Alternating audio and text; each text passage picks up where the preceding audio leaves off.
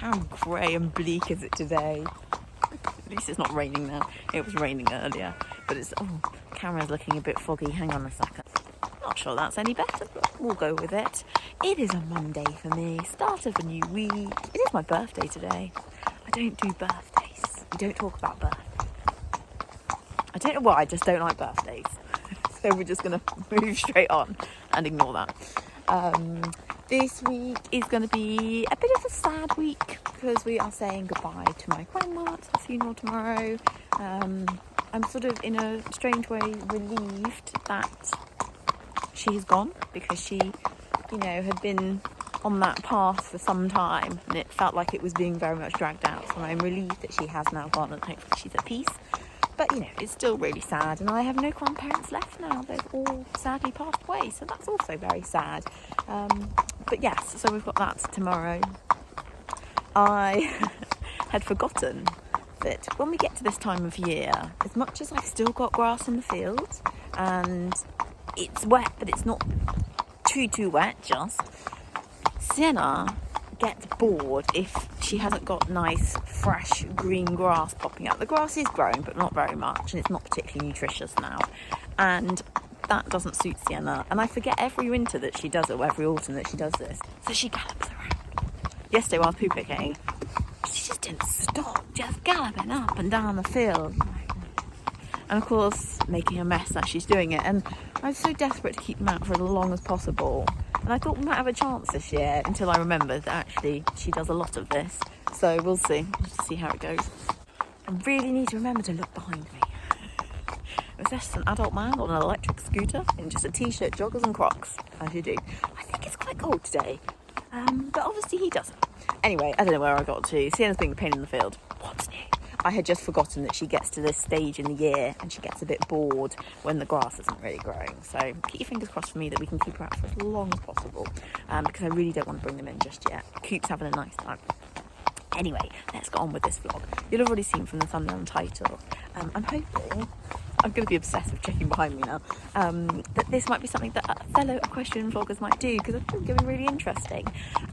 I'm going to pick 3 or 4, it'll be 4, photos that have equestrian eventing, competing, just owning a horse photo that has a lot of meaning behind it. So there needs to be like a bit of a story behind it, not just your favourite photo because your horse looks beautiful, but a photo that means a lot because of the background story to it, and just to do like a little bit of story time, because I'm quite nosy. I quite like hearing people's stories with their horses, and whether they come through challenges, or maybe it was their first time they did an international, or maybe it was the first horse they'd ever brought. It can be anything, but I think it'd be really interesting to hear the backstory to 3 or 4 photos. So that is what I'm going to do, but I'm going to do it inside where it's nice and warm and there's no wind noise, and yeah, so I'll do that a bit later.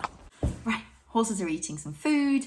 I'm going to quickly do this vlog and then I can go out and ride. And I'm going to try and keep still because this coat is really noisy. I'm not taking it off because it's blinking cold and I'm not turning the heating on in my house yet. So coat is staying. First photo. And it's of Mr. Basil, who was my first horse. So I'd had ponies, but he was my first horse and I was totally overhorsed with him. He is a tricky chap, but beautiful. Such a beautiful horse, like thoroughbred cross, 15-2, he was stunning, floated in his movement and jumped incredible. Like he jumped sort of 110, 115 with ease. Such a talented little horse. And the reason I love this photo is because I know that in the photo I'm like, yay, you've just won a championship. But inside I'm absolutely freaking out because this was at the Trailblazers. I don't even know if they still do Trailblazers, but the Trailblazers Championship. It was my first stay away show and my first kind of like big championship win. And Basil slightly terrified me because he spent most of the prize giving on 2 legs and just lost the plot. It just kind of blew his brains to smithereens and he couldn't cope. And when you're so excited to have won and you've got the sash and the big rosette and everything and your horse just can't cope. And it's pathetic, I know, but I was only young. I remember that it felt like such a big deal, this competition. And I remember they were interviewing 3rd, 2nd and 1st.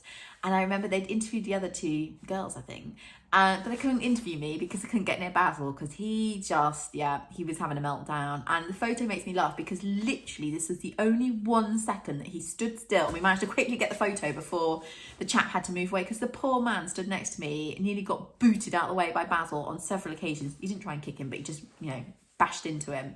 It was quite a dramatic show, and annoyingly they had a photo of him rearing up with all his sash and stuff on, but I didn't buy it at the time because I was thinking, why do I want a photo with my horse rearing in it? But now I look back and think I should have brought the photo, it would have been funny. But Basil really did kind of build my love for dressage. He did really well at the lower levels, and we had a lot of placings, like I say, in Pony Club and sort of unaffiliated dressage championships, and then kind of went into BD because of him.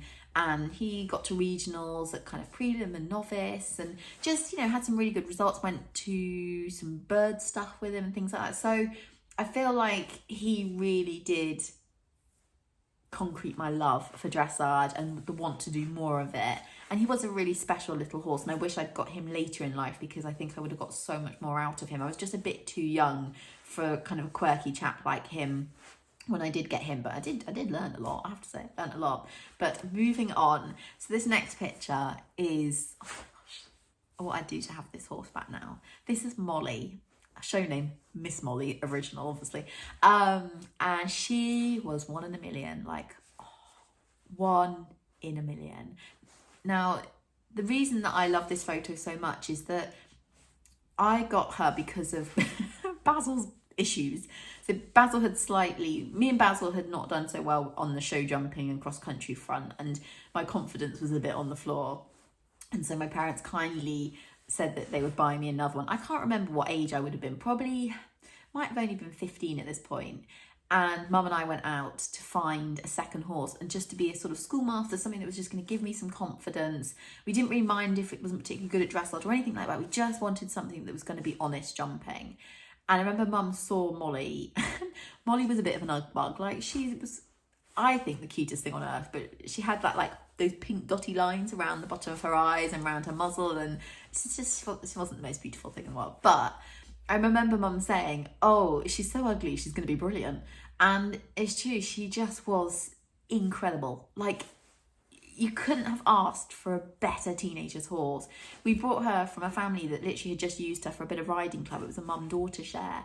And she'd barely done anything, really. And then when I got her, we just grew together so quickly. And within 2 years, we had got up to British eventing novice. She introduced me to British eventing, and we'd got to novice level. And the thing about this photo is that I know at the time, as a teenager, I didn't realise what we were achieving at all. Like, you're just a bit oblivious to it, aren't you? Whereas I look at it now and I think, I can't believe in 2 years, from a horse that only used to jump like 80, 90 centimetres, we were doing novice, and not too badly. She'd get an okay dressage score. She might have a pole show jumping, and she'd normally always go clear cross country. She's just slow.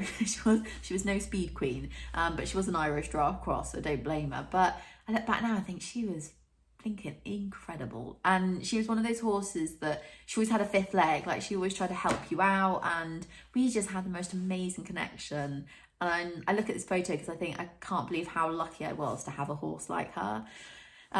Not traffic proof in the slightest, would jump into people's gardens rather than be faced with a bus, but it's all part of the fun of it. But I remember, if you were like going for a hack and you were on a bridle path, rather than open a gate, you just jump the fence next to it, because she was that sort that you just go, hey, yes, jump this, and she'd be like, yeah, all right.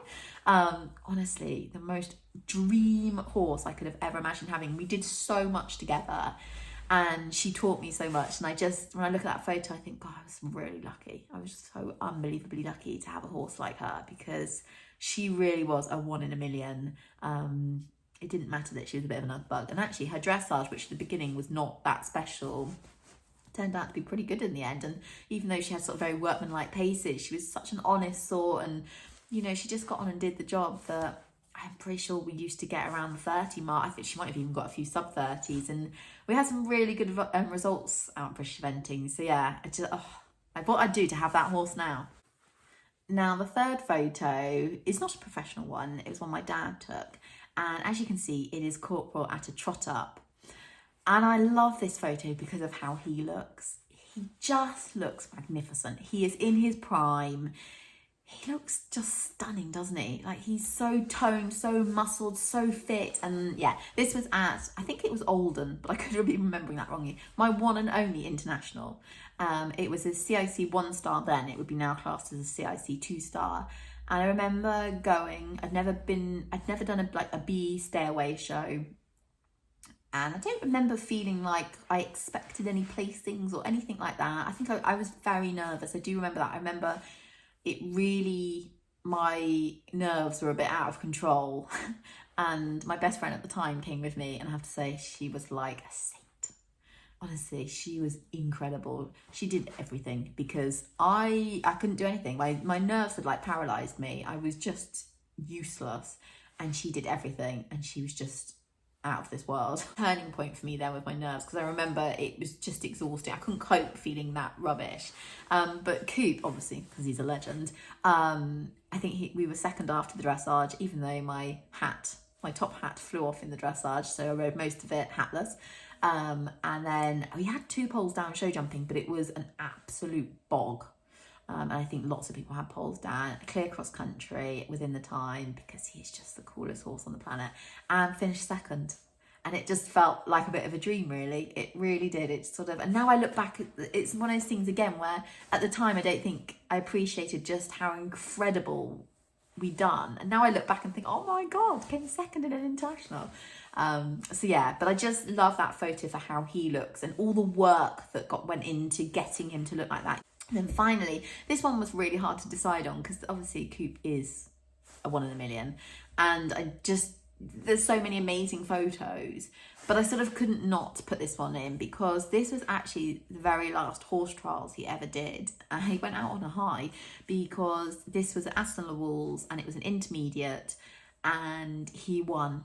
He had some incredible dressage score. It was like a 26 or a 28, I can't remember. I finally went clear show jumping, and I finally went fast enough in the cross country to actually get a high placing and win. I remember like Tim Price was second on some very fancy horse, and yeah, he went out on a bang for sure. He then did his hind suspensories in a sudden impact injury in my arena.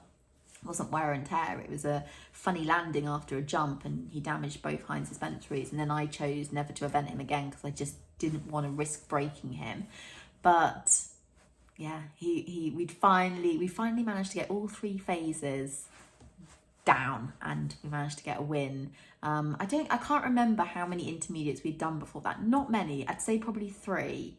And they had all been a bit hit and miss, especially in the show jumping department, because that was not my forte. I did mess up a lot in the show jumping. Could always do the dressage and the cross country, but the show jumping, not my thing. But before this event, I had a session with Charlie Unwin, sports psychologist, and it had made such a huge difference. And I remember going into the show jumping and not feeling sick and not feeling like I can't cope.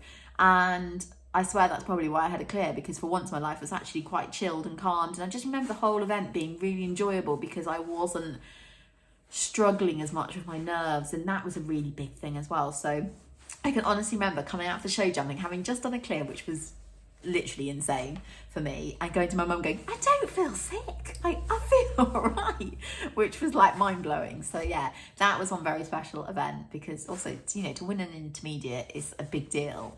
But like I say, also that time I didn't know it was going to be his final event, which was sad, because I always wonder how far we would have got, because Court was so talented in every phase. It was only me that let him down when it came to the show jumping. But I do always think, you know, he may well have reached 3 or 4 star. I don't know that he'd have ever reached 5 star, because I think he was too careful cross country for 5 star. He always, like, whenever it's a brush, he always jumped the top of the brush. But yeah, it's a really special photo. It sits on my desk. Anyway, those are my special photos. Please, equestrian vloggers, do the same. I would love to hear your stories behind special photos. So yeah, I hope you enjoyed, and see you again very soon.